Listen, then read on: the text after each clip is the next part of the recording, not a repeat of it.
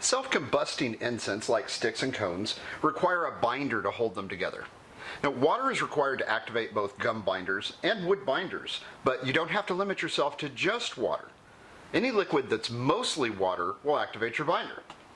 In this episode of Incense Magic, we'll take a look at using wine, tea, coffee, herbal teas, and more in your incense.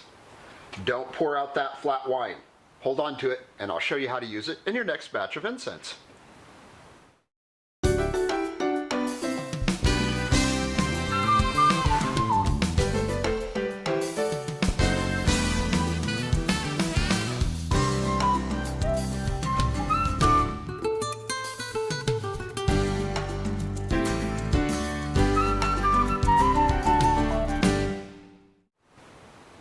The most ancient incense recipe known is Egyptian kefi. Kefi was a critical tool in ancient Egypt, which was sometimes described as being filled with fragrant smoke from one end of the Nile to the other. Kefi is very complicated to make, as many ritual incense blends are, and wine is a critical component. Although kefi falls into the realm of non-self-combusting incense, it's good to note that the use of liquids other than water in incense is as old a practice as we've ever found.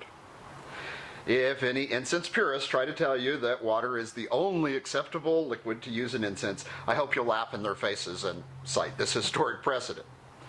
The topic of using various liquids in non-self-combusting incense will have to wait for a future episode of Incense Magic, but today we are going to explore some of the huge variety of liquids you can use in your incense sticks and cones. The first question that many people ask is how much impact do different liquids have on the scent of incense? And really that depends on the liquid that's used and the way that it's used. And some liquids will have no obvious impact on scent at all, while others have a profound impact on that scent. Even for those who use incense strictly for its pleasurable scent, different liquids can have an impact. But those of us who use incense on an energetic level will also notice a difference when more unusual liquids are used, but we'll discuss that a little later. Adding a liquid, even a fragrant one, will not have the same impact as adding an essential oil in most cases.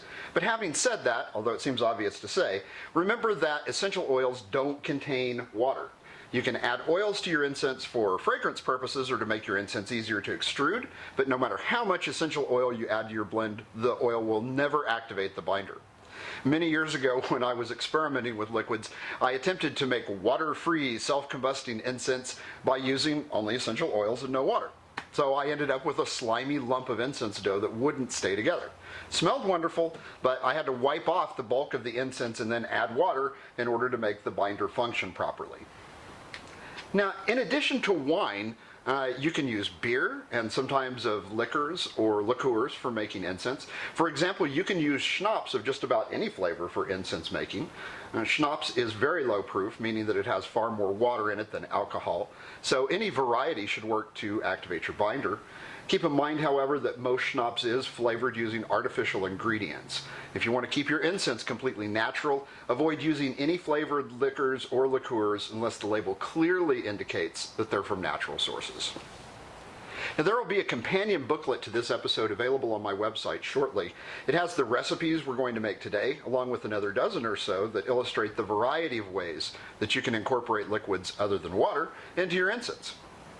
One of the recipes in that booklet is for a juniper incense blend that uses sloe gin as the liquid. And while you might think that incense made with flavored gin contains artificial flavors, most brands of sloe gin are flavored in the traditional manner using juniper berries. So although that blend uses a flavored liquor, it still remains natural. And if you're interested in getting a copy of the booklet, visit my website for more information. Now, many of the liquids that are used in incense making are considered infusions or decoctions. An infusion is when plant materials are steeped in hot water, while a decoction is made when plant materials are boiled in water. Now, in modern times, most coffee, and even most tea, is made just by pouring boiling water over the coffee, like with a drip coffee maker. But as recently as 40 years ago, most coffee was made as a decoction. Just ask anyone who was around back then about the hazards of percolated coffee. Some coffee is still made this way, though it's still more rare in the 21st century. You can use drip coffee or tea in your incense, but you'll usually get a stronger scent from your liquid if you steep your ingredients in boiling water. The longer you boil them, the more the oils will disperse into the water, although you can only gain so much from any one batch of plant material. If you want to make stronger liquid, there are two methods. And the good news is that you can use those two methods together if you want. First, a stronger decoction can be made by boiling a batch of plant material and then straining that liquid. You can then return the liquid to a boil and add fresh plant materials. You can continue this process for as long as you'd like to get the decoction to the desired strength. A second way to make a stronger decoction comes from lessons learned in the kitchen. If you've ever made a reduction sauce, you can do the same thing with your decoction. Keep the strained liquid just below or at the boiling point and stir it every few minutes. The longer you heat the liquid, the more water will evaporate from it. Now, as it reduces in volume, which is why it's called a reduction sauce, it'll become thicker and more potent. Just remember that you need to keep enough water in the decoction to properly activate the binder you're using, so don't reduce it too much. I wouldn't use a thick decoction for incense that's being extruded without watering it down first, and then what's the point of making the reduction in the first place? Now, also keep in mind that the binder will require a certain amount of water, so if you use very strong, very thick decoctions or reductions, you'll have to use more liquid than if you were just using pure water. Now that's because the water in the decoction is a smaller percentage of the total liquid. Now you can make a decoction or an infusion from virtually any type of plant material. You don't have to limit yourself to herbs that you might drink as a tea. If there's an ingredient that you would like to include in your recipe but it's difficult to work with, like my personal bane, parsley, a decoction might be a better way to add those oils and the energy to your blend. Now likewise, if you have fresh plant materials, you can make infusions and decoctions without the need to dry those materials first. Now if you have multiple plant materials that you want to include as decoctions, why not boil all of those ingredients together? It'll create a more cohesive scent if you make the decoctions together. But if you have some of these decoctions pre-made in their own containers, as I certainly do, try mixing them together as desired a few days before you start rolling your incense. That'll give time for the various scents to meld together. Now, one simple way to make decoctions is to check your local thrift stores and tag sales for an old coffee percolator. Unlike a drip coffee maker, percolators continue to recirculate the liquid as long as they remain heated.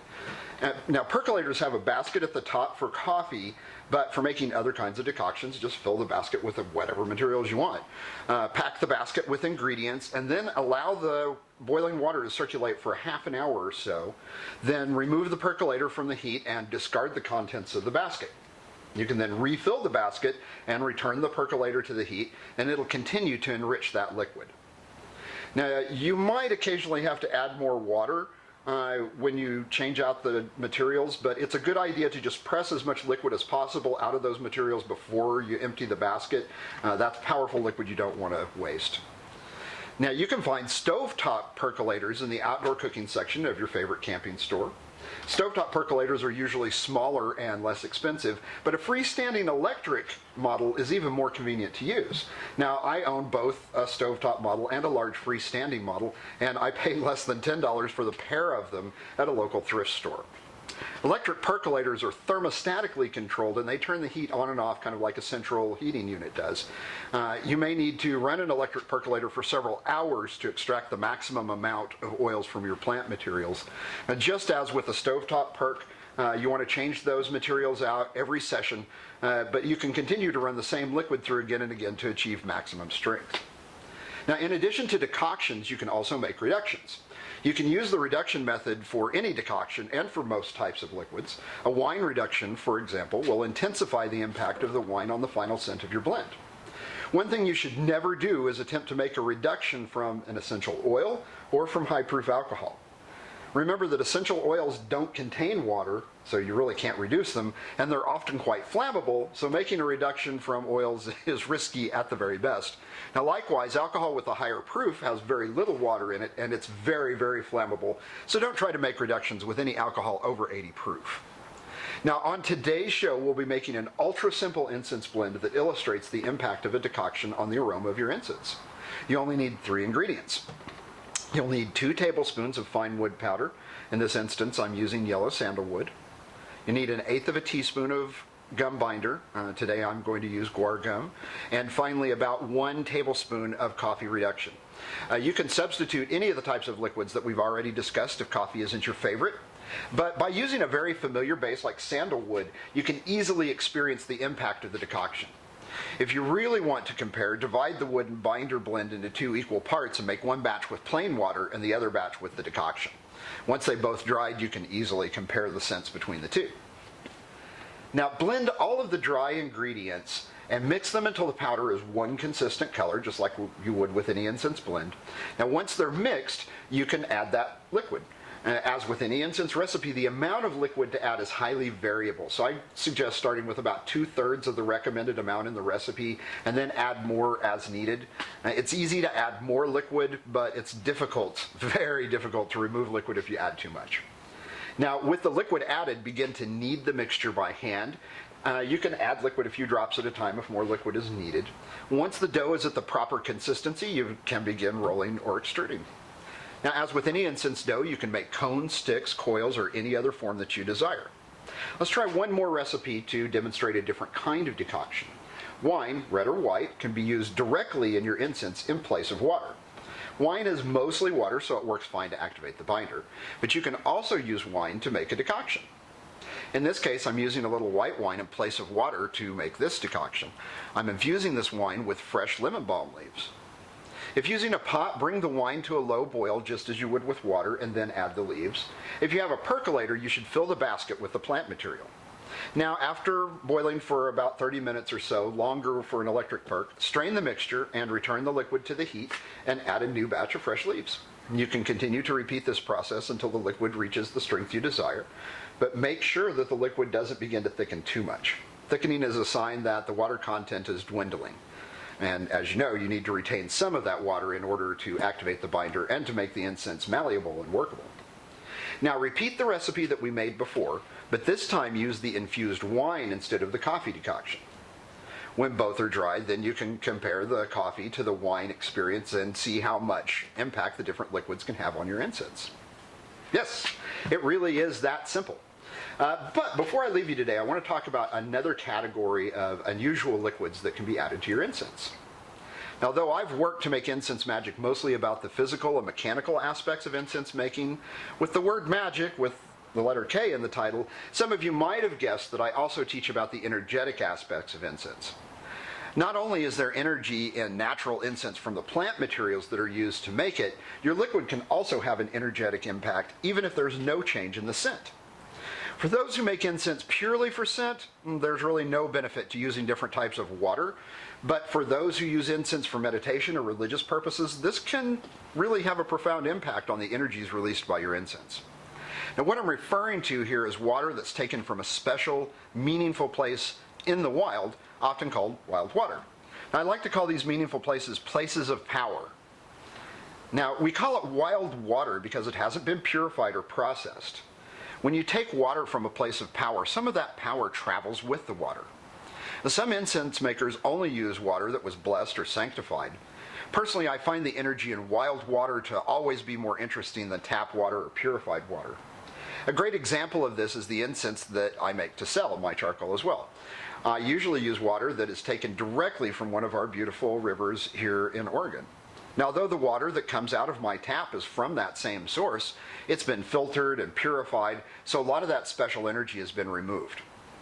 Another example of this is from another place of power that I used to visit on a regular basis. Yellow Rock Creek runs through my favorite state park in Arkansas. On every trip I took there in the final years I lived in that part of the country, I'd always bring home a bottle of water taken directly from that creek. While the water isn't pleasant to drink without purification because it contains sulfur from Yellow Rock Cliff, the energy that it imparts to my personal ritual incense has always been intense. So now that you've seen some of the many different liquids that can be used in your incense, you might find yourself collecting bottles of liquids right alongside your jars of herbs and resins. And while the impact of various liquids on the scent of your blends can range from minimal to absolutely overwhelming, this approach gives you new tools for developing the precise scents that you want. Experiment with liquids, and if you make something outstanding with a novel liquid, I hope that you'll send me an email about it. Now that's all we have time for in this episode, but if you've enjoyed this video, I hope you'll subscribe to my YouTube channel and visit my websites. On the next episode of Incense Magic, we'll look into ancient and modern processes for making incense pellets. Some of those techniques use unusual liquids, such as the ones we looked at today. Incense pellets produce amazing scents, even for novice incense makers. I hope you'll join me then. Until next time, bright blessings.